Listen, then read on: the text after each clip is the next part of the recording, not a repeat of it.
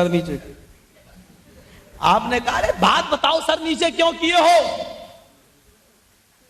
برکت نہیں ہوئی. کہ اللہ کے رسول یہ برکت کا لفظ آپ مت نکالیے. آپ برکت برکت کہتے ہیں, میرے دل کی حرکت بند ہو رہی ہے. ایک نہیں دو, میں دونوں ٹائم بھوکا مر رہا ہوں, برکت تو ہے ہی نہیں. ان کو بھی کھلانا پڑ رہا ہے, طلاق بھی نہیں دے سکتا ہوں, کیا کروں اب؟ ابھی بھی برکت نہیں ہو رہی. کہا نہیں. اب آپ نے کہا اچھا ٹھیک ہے جاؤ, کل آنا تو میں تمہارے لیے کوئی کام ڈھونڈتا ہوں. دیکھیے اللہ کے رسول کل میں آؤں گا, کام ڈھونڈ کے رکھنا. کہا ٹھیک ہے میں کام تلاش کروں گا. اپنی بیویوں کے پاس گیا. بیویوں نے کہا کما کے لائے ہو؟ کہا نہیں. کہا آج کمرے میں نہیں سو گے, باہر سو جاؤ. باہر سویا, چٹائی بچھا کر سویا. دونوں بیویوں نے اپنے قریب نہیں آنے دیا. صبح ہو کے گیا, اللہ کے رسول باہر سویا. کہا اچھا یہ نوبت آ گئی. کہاں؟ آپ کام بتائیے, میں نہیں جاؤں گا. نہیں تو آپ کھلائیے. آپ نے کہا میں نے سوچ لیا ہے. کہا کیا؟ کہا نوجوان تو ایک شادی اور کر لے. اب میں چوتھی شادی کے لیے نہیں کہوں گا تجھ سے, تیسری کر. اس کے بعد اگر تیرے گھر میں برکت نہیں ہوئی تو میں بیت المال سے کہیں سے بھی تیرا انتظام کروں گا. جا. میں چوتھی کے لیے نہیں اللہ کے نواب نہیں کروں گا. کیا اوپر اٹھانے کا پلان ایک دم؟ کہا نہیں, جا تو شادی کر, جا برکت ہوگی انشاءاللہ. بہت جب اللہ کے نبی نے کہا کہ چوتھی نہیں کروں گا میں, کہا نہیں کرنا, جا. گیا اور اس نے تیسری کر لی. اب ایک مہینے کے بعد آیا. آپ نے کہا پہلی شادی کی تو 15 دن کے بعد آئے, دوسری تو ایک ہفتے کے بعد, اور تیسری تو ایک مہینے کے بعد. کیوں؟ کیا بات, کیسا حال ہے؟ کہا اللہ کے رسول بڑے مزے سے گزر رہی ہے. کہا کیوں؟ کہا وہ تیسری عورت جس سے میں نے شادی کی نا. یہاں تو کہا وہ کھجور کے جو پتے ہوتے ہیں ان پتوں سے چٹائی بننا جانتی ہے. وہ یہ ہنر جانتی ہے, ان پتوں کو اکٹھا کر کے اس کی چٹائی بناتی ہے. وہ دن بھر میں ایک چٹائی بنا لیتی ہے, 1 درہم مل جاتا ہے, پورے گھر کا خرچہ چلتا ہے. اس نے یہ ہنر میری 2 اور بیویوں کو بتا دیا, اس لیے 3 درہم کی آمدنی ہو رہی ہے, 1 خرچ ہو رہا, 2 بچ رہے ہیں. کہا کہ تم کیا کر رہے ہو؟ کہا کچھ نہیں, میں تو بیٹھا رہتا ہوں, کام کرنے کی اب کیا ضرورت ہے؟ اب کیا ضرورت ہے کام کرنے کی, بیویاں کما رہی. آپ نے کہا بیویوں کی کمائی پر کب تک پھولو گے؟ تو کیا کروں؟ کہا جو تیری بیوی کام جانتی ہے نا اس سے تو بھی سیکھ لے, برکت ہوگی, 4تھا درہم بھی آئے گا. اور خدا نہ خواستہ اگر کسی عورت نے طلاق لے لی تو کم سے کم تو اپنی محنت خود تو کر سکتا ہے.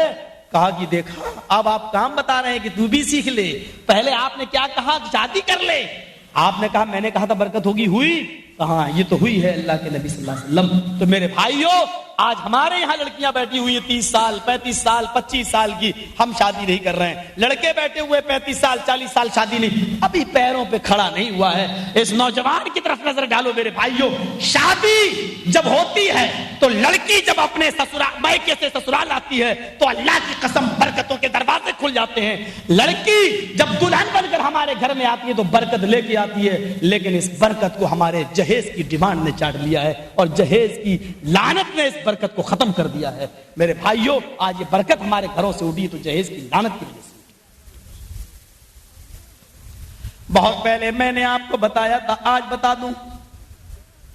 پٹنہ کی سرزمین ہے, میں نے اپنی آنکھوں سے دیکھا ہے ان 14 لاشوں کو جو اس جہیز کی وجہ سے ہوئے ہیں. ایک ساتھ 14 لاشیں اٹھی ہیں, ایک مرد ایک عورت, دونوں یہ میاں بیوی اور ان کے 12 بچے. ایک ہی گھر کی 14 افراد پر مشتمل یہ فیملی, 12 لاشیں بچوں کی اور 2 میاں بیوی کی. ایک ساتھ اٹھے جنازے, ایک ساتھ رکھے گئے.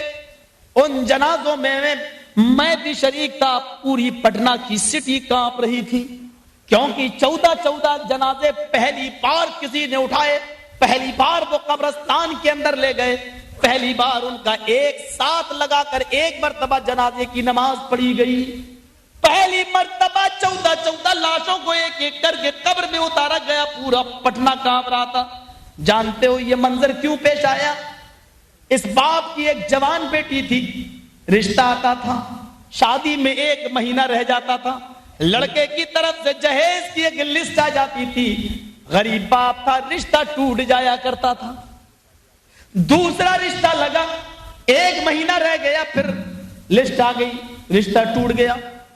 لڑکی کی بڑھتی جوانی جہیز کی ڈیمانڈ رشتے کو توڑ رہی تھی.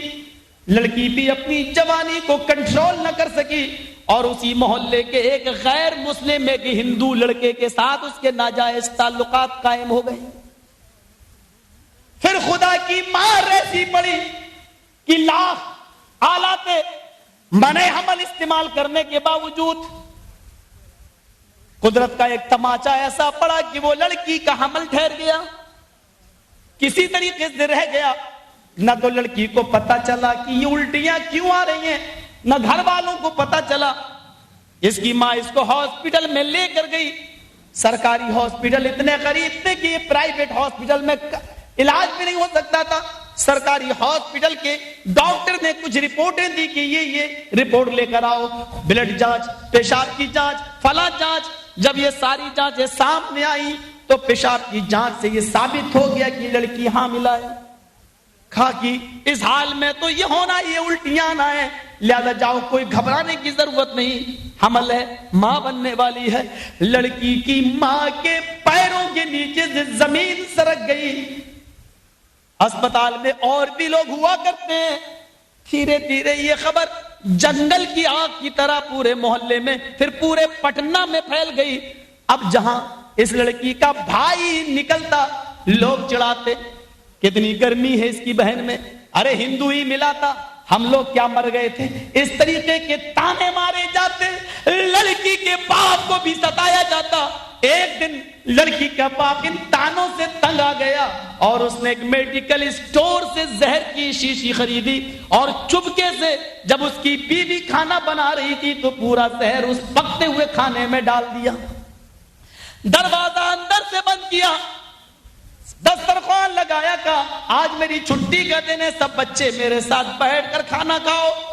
سب بچوں نے, بیوی نے بیٹھ کر کھانا کھایا. تھوڑی دیر کھانا کھانے کے بعد پھر کیا ہوتا ہے, تھوڑی دیر کے بعد تڑپنے لگتے ہیں لوگ, لیکن دروازہ بند تھا. چیخ اور پکار کی آوازیں آ رہی ہیں, لیکن باہر سے اندر آئے کون, دروازہ تو اندر سے بند تھا. جب تک دروازہ توڑا گیا یہ 14 کی 14 لوگ مر چکے تھے, ان کا انتقال ہو چکا تھا. پولیس کو خبر دی گئی, پولیس آئی, ڈیڈ باڈی کو اٹھا کر پوسٹ مارٹم کے لیے لے جایا جاتا ہے. پوسٹ مارٹم کی رپورٹ یہ آتی ہے سب کو زہر دے کر مارا گیا ہے. 14 لاشیں ایک ساتھ اٹھی. میں ان جنازوں میں شریک تھا, اس مٹی میں شریک تھا. میرے بھائیو یہ منظر میں نے اپنی نظروں سے دیکھا ہے. اگر جہیز کی ڈیمانڈ اور لسٹ اس لڑکی کے باپ کو نہ دی جاتی تو آج یہ لڑکی بھی زندہ ہوتی, آج اس کے باپ بھی خوشیاں منا رہے ہوتے, آج وہ نانا ہوتے, آج کوئی دادا ہوتا, یہ کسی کی ماں ہوتی, کوئی کسی کا بیٹا ہوتا. یہ 14 لاشیں اٹھی تو یہ دین ہے اس بدترین جہیز کی, یہ لعنت ہے اس بدترین جہیز کی. میرے بھائیوں جس کو آج جہیز فاطمہ کے نام سے یاد کیا جاتا ہے کہ اللہ کے نبی نے بھی اپنی بیٹیوں کو دیا ہے, حضرت فاطمہ کو دیا ہے, کیا جواب دو گے قیامت کے دن؟ کیا میرا نبی انصاف کا مرڈر کرنے والا تھا؟ کیا میرا نبی غیر عادل تھا؟ اپنی ایک بیٹی فاطمہ کو جہیز دے اور اپنی 3 بیٹیوں کو وہ کچھ بھی نہ دے. میرے بھائیوں کیا وہ غیر منصف تھا؟ کیا وہ انصاف کرنے والا نہ تھا؟ کیا اس کے دل میں بھی آ سکتا تھا کہ میں اپنی بیٹیوں کو کے درمیان انصاف نہ کروں؟ فاطمہ کو سب سے زیادہ چاہتا ہوں, سب سے زیادہ اسی کو دوں اور بیٹیوں کو محروم کر دوں. کیا یہ خیال نبی کے دل میں بھی آ سکتا تھا؟ یہ الزام لگانے والوں قیامت کے دن تم کیا جواب دو گے جناب محمد رسول اللہ صلی اللہ علیہ وسلم کو؟ یہ جہیز کی لعنت ہے.